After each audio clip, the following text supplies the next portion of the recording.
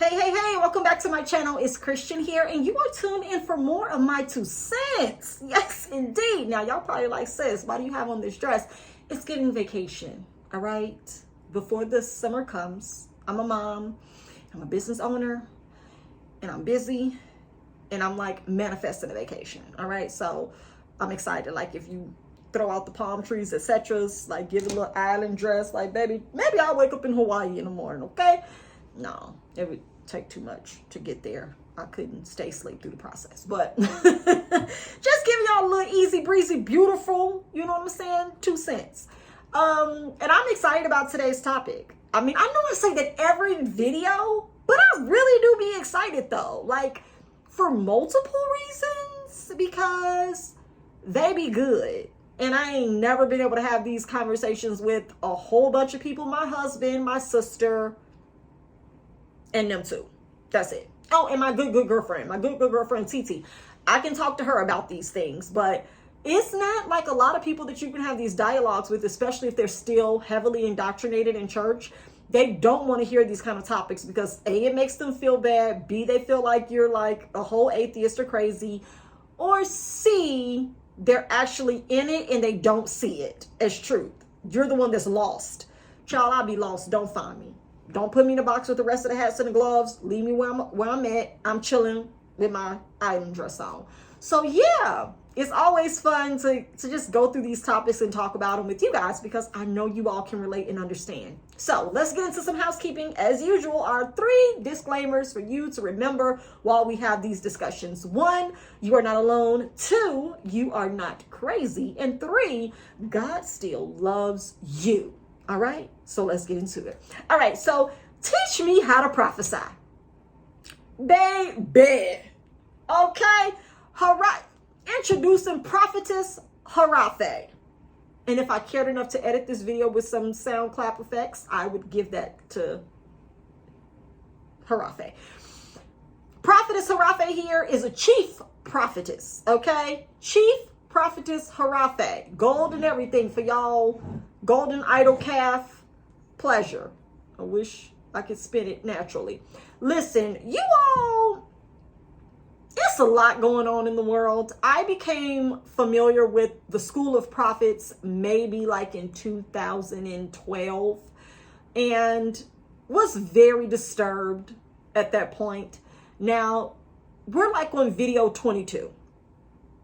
I don't have time to explain to you my background in church. Go look at some of the other videos.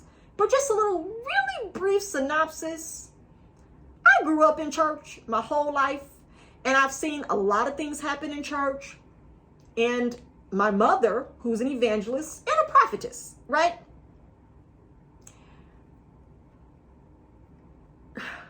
It's so much.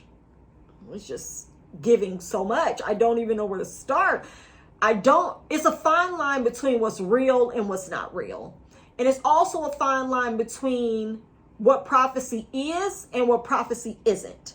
And so when you're a prophet in church, you are highly revered because the Lord speaks through you audibly, not to you, but through you. Like you cease to be present in your body for the Holy Spirit to speak through you to people in the form of prophecy. You need to understand what I'm saying to you. This is not made up. This is what is believed, okay? That prophets are audibly spoken through the Lord.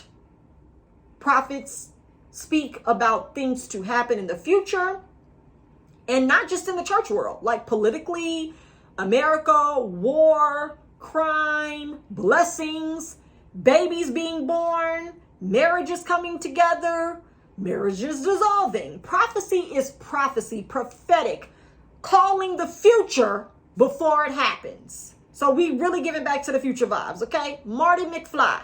That's what we talking about right now. But the thing that gets me about prophecy is that it's okay to be prophetic in the church. But if you go to a palm reader, y'all see where I'm going with this? That's demonic. That's a perversion of the spirit.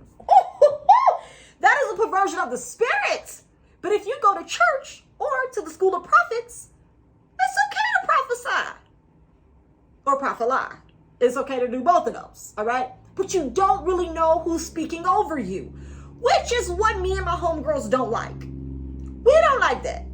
We don't like being prophesied over. I don't like it, and I don't be receiving it, and I don't be chasing it. There are people who chase down prophecies like kids who chase down the ice cream truck.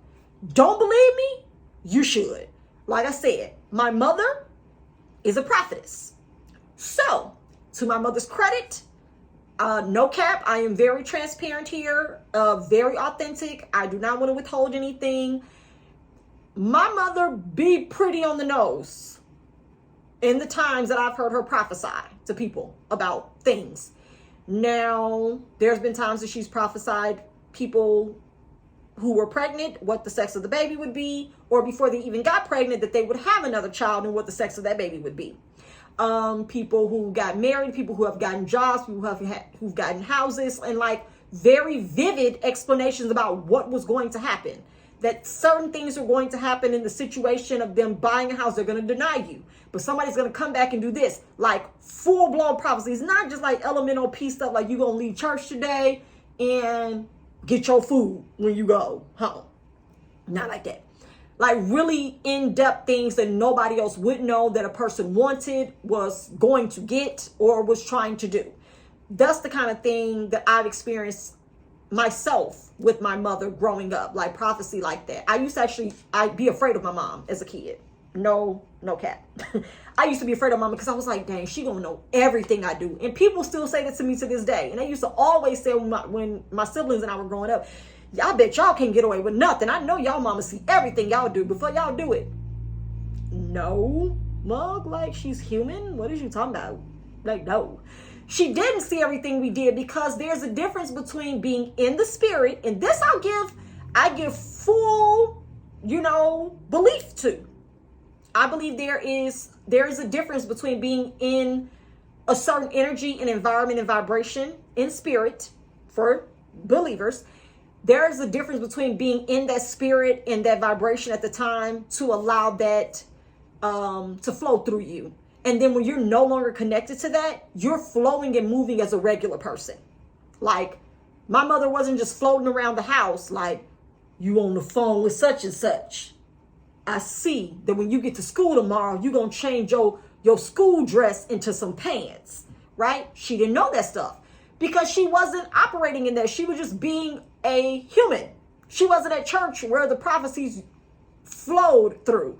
So that environment. And so it is a thing of you tapping into that. You tap into the supernatural. I am not coming up off of it. That's why I say it's a fine line between prophetic and what the church likes to call divination and perversion of the spirit when you have fortune tellers and palm readers. But it's like, y'all be doing that too, though. And y'all be getting paid. Like these prophets that come to y'all church, they get honorariums. They may not get paid per palm they read or per person they pray for, but they get an honorarium to come and to use their gift in that ministry. People flock to churches when they know that certain prophets are coming to town. They do. I grew up seeing it. And I'm pretty sure it still happens now in the church world. If you have a certain prophet that's coming, you're putting them on the flyer, G. You just are. You put them on the flyer with colors all around them because you want people to come. The title draws people who want a prophetic word. They want to know what to do next in their life. They want to know what moves to make. They want to know if they're going to get a financial blessing or breakthrough. They want to know if they're going to get married. People are out here pimping the Holy Spirit. Now, all right. I told y'all this was going to be a good one. So let's talk about the ability to be taught how to prophesy. Foolery. I am not here for it. I tell y'all in the beginning of my video, so y'all know off rip. If you want to stop the video right now, there's my take on it. It is foolishness. It is trash. And you should not be paying to become a prophet. If you are, then there's a problem there. Because that is a gift and that is a calling. And I believe that wholeheartedly. Because there are people who really do have the ability to tap into the supernatural and to speak to people. I believe that. And I do not believe that is demonic. I do not. I do not believe that Satan tells soothsayers I don't know. I don't know if I want to say I don't believe in black magic. I just believe that the same power that works through prophets in the church, legitimate prophets, is the same power that works through people who have tarot reading ability and all of that. They just decided to advance their skill and their ability to tap into the supernatural. Most prophets don't advance their skill to be able to read cards or to read lines and hands and all of that. But I believe that stuff is real, and I'm not going to say I disrespect it. I don't think it's demonic. I just think there's certain levels of people who want to use their gift for certain doors to open and to walk through.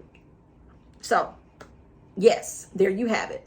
But with the School of Prophets, I'm going to read directly from the website what it says that it is all about. School of the Prophets is a 1-week intensive training event for prophets, highly prophetic people, and church leaders who want to discover how to operate in the prophetic.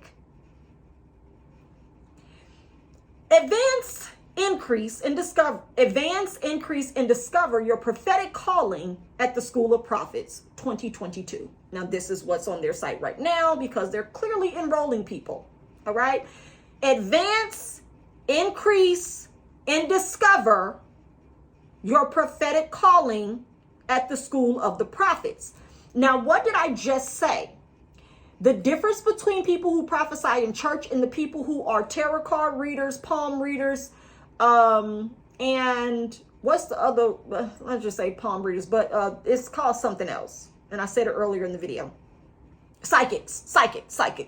So the difference between psychics and prophets, and that's how I'll separate the two. Psychics and prophets. Psychics have learned to hone in and advance their skill to where they can tap into it without being in a certain high setting. Like they can literally just silence their mind, raise their vibration, all of that, meditate, and immediately go into their realm to see what they need to see for you. Usually on the prophetic side, these people have to be in a high-spirited or highly emotional-driven environment to do that because there's no silence in church. So when you're in prayer line and somebody just starts prophetically speaking to you, they don't have the same need, if you will, to silence themselves as psychics do to actually be able to talk to people that are no longer on this earth, which I believe really can happen, and all of those other things. They've honed their skill to need different settings, environments in order to tap into the supernatural. And you have to think about that. The things that are titled as sinful or demonic in the church are not seen the same way in the world. They're the same principles and the same gift, but people have just decided to use it in a different way. So with the School of Prophets here, you can advance, increase, or discover your prophetic calling. How do we know that any of y'all are called to do any of this stuff and you don't just want title? Okay, so my first point, can the gift of prophecy be taught? No. You can't teach somebody how to prophesy. Now, what I will say is there may be some people who feel unctions to share or to speak to people and they don't know how to do that. They don't know how to share, I see X, Y, and Z happening for you. It happens to me sometimes when I'm consulting and talking to business, clients of mine, and I'm saying something, they may share something that's going on in their life, and I'm like, wow, I can see you doing X, Y, and Z. Now, I'm not calling myself a prophet by no means, but it is possible for all of us to have that unction in who we are to just be able to say, wow, I can see this for you. I can see this happening. I can see you going here or doing that or having this platform or growing to this level in your business or your life or your family and your finances. You can do that, and it's not wrong. But that doesn't mean you say, man, I had it happen so much with me and my friends, girl, I'm finna go to School of the Prophets. No. I saw a couple of years ago at Anwa, they were having a prophetic night of prophecy training or something. And it literally was just people walking around, walking up to each other, prophesying to them. Crying, hollering out, random behavior. And it's very, to me, dangerous to just be out here speaking over people, saying anything, expecting people to accept that as truth from you. And it really bothered me then because I was like, this is wrong. Like, I'm not even having a church like that, and it's wrong. It's wrong to just be watching people take something that is supposed to be sacred to me, flippantly want to share it with other people and be walking around trying to basically teach each other how to do it and how to flow and how to receive it from other people. And what you end up doing is raising up a lot of little narcissists, a lot of little spiritual tyrants who go on to get this certification after a 1 week intensive training. Now, I'm not saying this is Anwar's, this is not Anwar's site that I went to for this, but I did watch a video from an Anwar member years ago, maybe like 2015, where they had like a prophetic night, a school of prophets prophetic night or whatever, and or teach me how to prophesy conference, and they were just all walking around speaking in tongues and whispering in each other's ear and sweating and just doing whatever. And it's ridiculous, because what ends up happening is those people have no, in my opinion, authority to really just be out here speaking over other people and putting words out there on people's lives. I don't take that lightly, because I believe just as prophets exist and psychics exist with the same kind of skill, I also believe there are people who do have ill will and intentions and desire to speak things over people's lives and to do the work to make sure those things actually manifest, be them good or bad.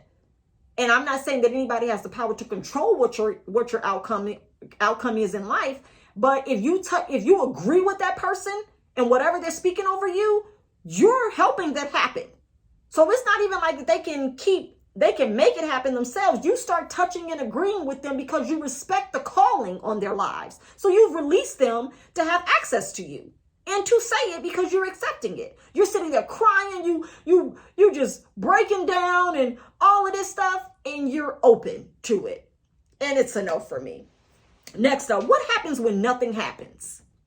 That's a good question. What happens when nothing happens after these certified 1 week intensively trained prophets speak into your life? What happens when nothing happens? So there's usually like a false prophet tag that can be put on you, like Brian Karn, who everybody takes as a joke because he very blatantly has gotten on several social media platforms to spew prophecies that are not accurate, that do not come to pass. The most popular two incidents actually was Donald Trump winning the presidency a second time, and it wasn't going to be by a little bit, it was going to be by a landslide. No, Maury, where's the manila envelope? Because the lie detector test determined that was a Joe Biden. That was a lie. What are you talking about? That didn't happen. So who did he hear from? What happens when nothing happens? Who do we hold accountable for that? The person that trained them? Because it surely ain't the person that called them, because they weren't called. They were trained. This is dangerous. Quit playing in our faces, please. Then the very first time that Brian Karn was discovered to be a lie, a prophet liar, but he still has a following in a church and a membership and money, because he should be out here working at this point. People should be so done with him, but they're not. The first time this man lied was when he literally gave a prophecy that was verbatim from a psychic. That's why I say it's a fine line. A psychic had released the prophecy for the new year. I think it was like 2018 or something like that. This clown got up at church while he was preaching, started sharing the same prophecy, and somebody, I guess, that heard it was like, wait a minute, this is from somebody else, and then did a mashup video of him and her. But hers was dated for like months before him, and his was dated clearly later, and it was like verbatim prophecy. So we can take this route. You may be like, well, maybe he did hear the same thing she said. His word is just confirmation. No, not given the character that we have on staff. He did not come up with that. We're not going to give that baby that much credit. He didn't. He definitely heard that and decided to run with it. And it's okay. It's okay if that's what happened. But we have to take this stuff for face value. So when nothing happens from a prophet's word, you have to take it at that. That doesn't mean that they were wrong sometimes. Sometimes it means you just didn't act out the steps that needed to be taken in order to set yourself in agreement with the word spoken. One thing. Second thing can be it was just blatantly a lie and they really aren't called to do it and it didn't really have anything to do with you. There are people who miss the mark all the time. Now, what do I think should happen? Sometimes when you're being prophesied to and people are saying things that don't really resonate with your reality, your life, your truth, or even the trajectory of where you're headed, you should be able to tell them, I don't receive that, and go sit down. That's just what I think should be able to happen. But in church, that's not widely received because that would be disrespectful and vexing the spirit. Baby, it's going to be vexed messing with me because before I let you finish your sentence, I'm going to shut you down. I do not receive that, but it's okay. It's all right. I understand that you thought that you could share it, but keep it. If you just start off, you know what I'm saying? Like it's been times when things have been said. It's like, nope, that ain't for me. You can keep talking if you want to, but I've stopped listening because you're not speaking over me. You're not even speaking to me because it's not about me. You've missed the mark. And I can tell you that from my own personal life. And you should be able to know that, like based off of where you are, if anything actually like connects with you. And that's where, again, in previous videos where I said, don't check your mind. Keep your wits about you. You don't have to give yourself over to what people say because of their title or their position. You can decline some things. It's okay. You be declining them spam risk calls. You need to start declining some of these spam risk prophecies. But anyway, next point. Who gauges the spirit? Self much? Like, I was just saying it. Who is out here gauging whether or not it's right or wrong? What's going forth? Nobody gauged that Brian Karn was fully lying about Donald Trump winning the second time. So whose discernment was off? I don't even like to hold that to task because everybody's not always flowing in the same vein to catch other people in the right or wrong. What does get me is the lack of common sense, though. And that's why I like to do my videos from a common sense, logical perspective with no scripture attached. Because there's so many people who have gotten away from using their own brain that they're now checking in for other people to use their brains for them. I don't like that. So Brian Karn doing what he did with other pastors in the seats behind him and all of these believers in the audience, somebody should have been able to say, child, now he just talking out his ass. Somebody should be able to say that. But nobody had that unction because they just were receiving who was speaking, but not really saying, this don't sound right. Like, okay, it could happen. We'll see if it does, right? But not really holding it as truth. And what happens is when things like that takes place and nobody's really gauging the spirit for it being real, authentic, or just over the top, when things come back to not be true, those people never want to say that they missed the mark. He never admitted to missing the mark. He didn't want to accept that because he had an image to uphold. His livelihoods depends on him being able to lie to you people. This man cannot tell you he lied. Because then, whatever. It's a lie. So there's not a lot of people to gauge the spirit because everybody wants something from the spirit. So to call that person a liar, the messenger, you would have to throw away everything that they've said. And that's not true either. There may be some things that were true that he said or spoke. But you have to be able to hold that accountable and say, brother, you missed it here. So can we get a retraction? Can we just get I'm going to consecrate myself more, meditate more, pray a little bit more to really see if I'm hearing what I need to be sharing? Because sometimes you're just talking because that's where the energy is in the room or the area or the world. At the time, everybody hated Donald Trump. So maybe he felt like he was going to be on the good side of righteousness and get invited to the White House if the second term did happen. But that didn't happen at all. And he wasn't there for the first call when he had all them pastors up there. So you didn't make the list, but don't worry about it. You're still getting tithes and offering, Brian. Last point. Is it self-serving? Oh my goodness. I just be rolling up on my bullet points by myself. I don't even have to call them out no more, child. It is definitely self-serving for some of these people. People want the title of being a prophet because of the status that it brings with it. You have Prophetess Juanita Bynum. You have, again, Prophetess Brian Karn. You have, I can't think of her name, but she is popular on YouTube, and she actually went to Anwa herself. And she has a very, very big following as well, actually. But the reality of it all is that these people make a great living being prophets, or at least sharing that they are. I'm not saying that any of these people aren't. I'm just saying that there is danger in trying to be taught how to become one. Because just like you can get your pastoral license and certification and start marrying people and all of that in a day, you can get the same thing online as a certification by night and be out here saying whatever you want to say. So don't get caught up in titles, okay? Only be caught up in truth. And if you can't find the truth wherever you are, you need to go and search deeper and stop taking everything for face value. But please run wherever they offer the school of prophets. Wherever they offer prophetic training, leave. Because at that point, you're literally being told and showed. You're being shown that anybody can get a title. You don't really have to be called if I choose you. And my choosing ain't the choosing you should be seeking. It should be the choosing of your creator. So that wraps it up for the prophetic teaching of it all. Share your insight. Like, have you ever heard of the School of Prophets? Have you ever known anyone who has gotten prophetic training to hone their skill, advance it, or to actually discover it? And what do you think about it? I mean, like, do you feel like you have like unctions and little things that happen to you that's like, oh man, I may be a little prophetic or clairvoyant?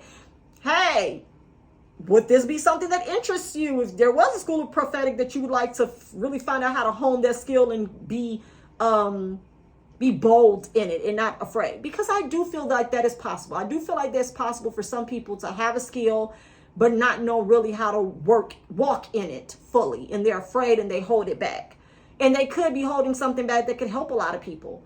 And so I don't know, I feel like that's something that would happen in your church community with your leader, or with other like-minded individuals who you could seek mentorship from on how to really operate in your gift, and not really go to a school of the prophets for a 1-week intensive training. It just doesn't sound natural, but it is what it is, and it's working for somebody, because somebody's out here getting paid off the profits of it all. All right. Thank y'all so much for tuning in for another video with my 2 cents, and I hope to see you guys in the next one. Don't forget to like, share, comment, and subscribe. Bye.